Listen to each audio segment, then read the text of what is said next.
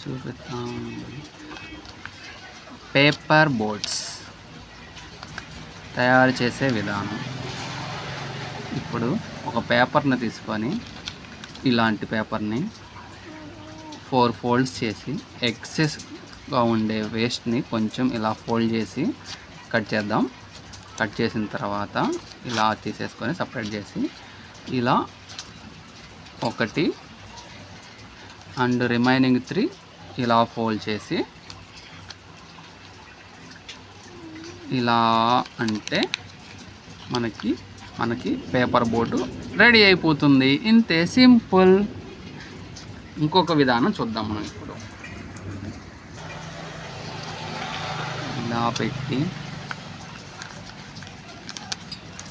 ఎక్సెస్గా ఉండే పేపర్ని కట్ చేసి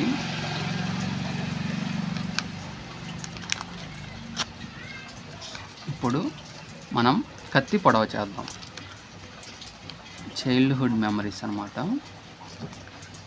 ఇలా మడత పెట్టేసి 4 సైడ్స్ తర్వాత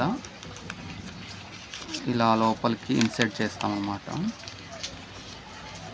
జస్ట్ సింపుల్గా చేసిన తర్వాత ఇలా అనటమే, జస్ట్ అంతే. ఇలా వచ్చేస్తుంది, పొడవ రెడీ.